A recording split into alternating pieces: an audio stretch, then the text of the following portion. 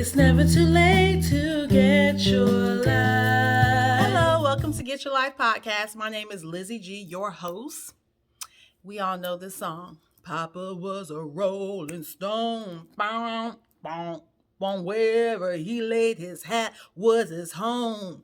And when he died, y'all know the rest. All he left us was alone. You know, when you're singing the lyrics of that song, you probably don't think of it as like you don't even think about the words. But we have a lot of songs with a lot of struggle words and a lot of struggle situations. And just the thought of someone dying and leaving me a bill, it infuriates my entire spirit. Like, you already dealing with the fact that this person is gone. That's hurt. That's enough hurt for 10,000 lifetimes. And then on top of that, like you don't have your own bills. They don't leave you a gift. They leave you a bill. Like, if that don't make you mad, I don't know what else would. That's absolutely not. That is not a gift. And so, but that is a situation for a lot of families. People die and they leave their bills to their families to take care of. So here's the thing. We most of us will probably be in that same situation if we don't change our lifestyle and if we don't uh, change our habits to line up with where we're trying to get when it comes to our finances. We need a healthy financial lifestyle. We need to have overall financial health. So how do we do that? The last episode, we talked about making sure that we define what financial freedom means to us. The next thing was check your credit health. What's your credit looking like? Because you don't want to live off of credit, but you don't want to have a situation. I mean, America runs on credit. So you don't want to have a situation where your credit is so bad that you can't get yourself out of a bind if you don't have the finances in the bank available to you to be able to pay for that situation. Let's say um, the statistics that I read said 49% of Americans don't even have $1,000 saved up. So your car battery goes out. You don't have any additional money. You don't have any extra money to be able to pay for your car battery. Um, and you also have bad credit. So you can't even charge it. And if you don't have friends or family that's going to lend you the money, you just out of luck, right? So we don't want to be in situations where because our credit's so bad, we can't take care of simple emergencies because we don't have the money saved up in the bank. So we got to make sure that our credit health is looking good, and we don't want it to keep us from buying a home one day, getting a car, different things of that nature.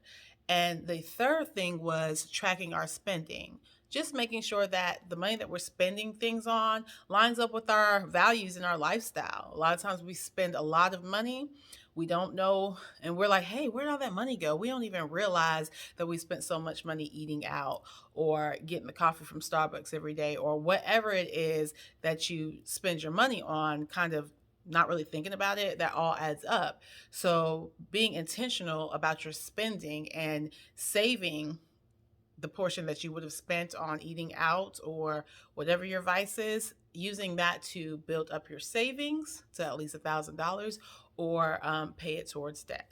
So that's what we talked about last week. So this week we're talking about how we're going to make sure that we don't leave our family in a bind if we were to pass on unexpectedly or expectedly. You want to make sure that you don't leave your family in a bind, and tools that can help us look at our overall financial health.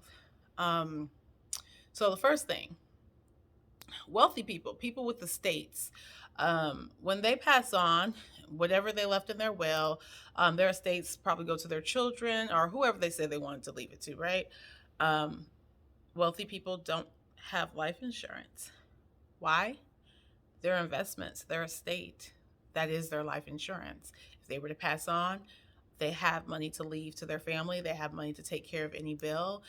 They have money to take care of funeral arrangements. A lot of us do not have the money to do those things. So for us normal Joes or us regular Joes, we need life insurance. Life insurance is the band-aid.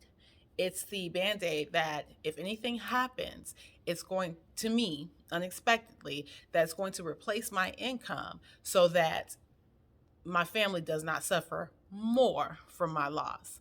So if you are a head of household, you need to have life insurance.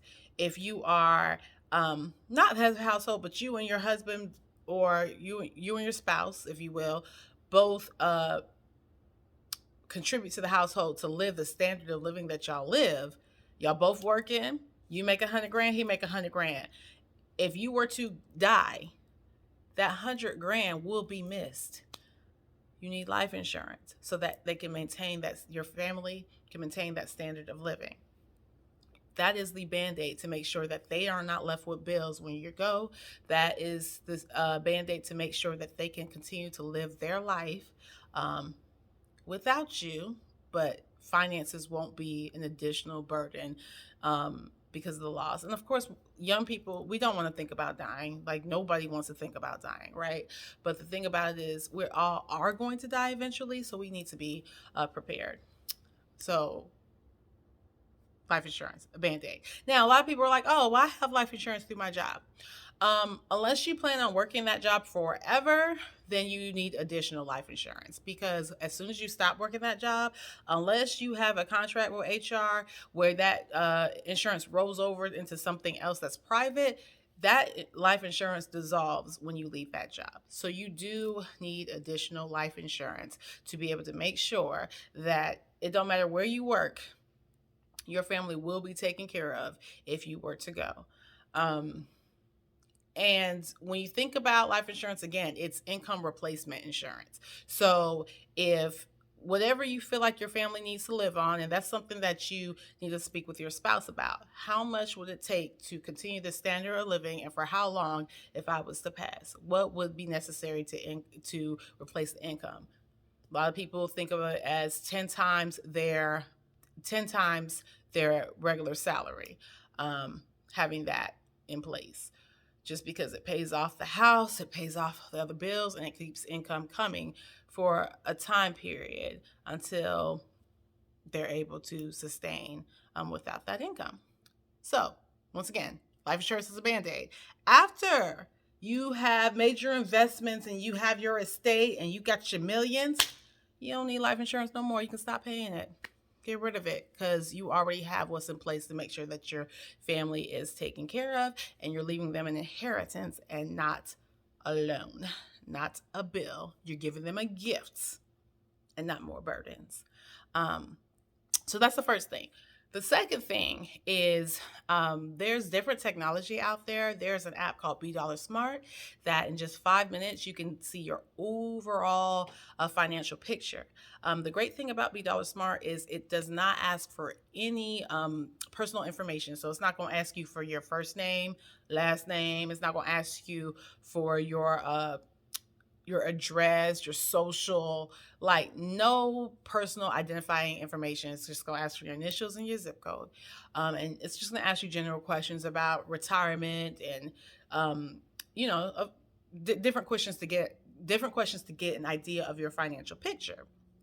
So after it takes about 5 minutes, you fill that out, and it's going to come up with a bunch of alerts, and it'll just basically say, hey, you answer this question this way. That means you have a 401k at a previous job and you need to roll it over. Is that something you'd be interested in? Or you don't have enough life insurance, or you're underinsured, or maybe you're paying too much taxes. It'll just, based on how you answered, it'll come up with alerts, and then you could talk to the person who introduced the application to you, a financial advisor. I am certified in bdollar Smart, so if you want to talk to me, you can, but that's not something that you can access on your own. The app is something that a financial advisor has to introduce to you, but it only takes 5 minutes. They'll walk you through the alerts, and then you could get started on your financial health. So if that is something that you're interested, once again, I am bdollar Smart certified. I can help you in 5 minutes look over your financial picture, and it's very general, so it's nothing super personal. And if you want to start that path to financial freedom, that path to getting them investments in line, that path to being debt free, I can help you do so. So, those are two things that I want you guys to think about. If you don't have life insurance, get it. Unless you're already a millionaire, then don't worry about it. And if you are interested in improving your financial health and you want to look over where you are at and get that knowledge in just 5 minutes, then consider talking to a financial advisor or somebody who is financially literate and certified and bdollar smart, me, and we can go through it together. Uh, 2022 needs to be a year of not doing things like we did it before. It needs to be a year of opening our mind, expanding our mind, and thinking of things differently and not putting those obstacles in our way. Well, I could never be a millionaire because I wasn't born to wealthy people. There's so many self-made millionaires. A lot of the millionaires that we know haven't weren't born to wealthy people. Um, so stop limiting ourselves. Stop thinking that we can't achieve something just because it's never been done before, or you feel like you're just not able. Whatever it is, we're gonna take those blocks off. We're gonna take those obstacles off. We're gonna get them out our way. And for the people who are listening that happen to be Christian, um, when I think of the thought of when he died, at first I started off with, the Temptations, and when he died, I was talking about Papa being a Rolling Stone, but when you're thinking about Christ dying and what he sacrificed in order to have a relationship with us, um, he didn't suffer and die for us to live a life of lack. Okay. We're to live life in abundance. And what that looks like is being able to impact the kingdom. And when you're broke, and you don't even have money to take care of yourself, how are you able to take care of the less fortunate in the kingdom? How are you able to use your finances to advance the kingdom? The kingdom needs millionaires because those are the people who are generously, pushing the gospel forward to nations who have never heard. There are places that are translating the Bible in different languages because of financial giving. There are people who are missionaries going out. There are people who are in need in this country that you got money you're able to bless, but when you're broke, you're less likely to be able to give because you're just trying to make ends meet yourself and you're focused on taking care of yourself and your family. You don't have extra.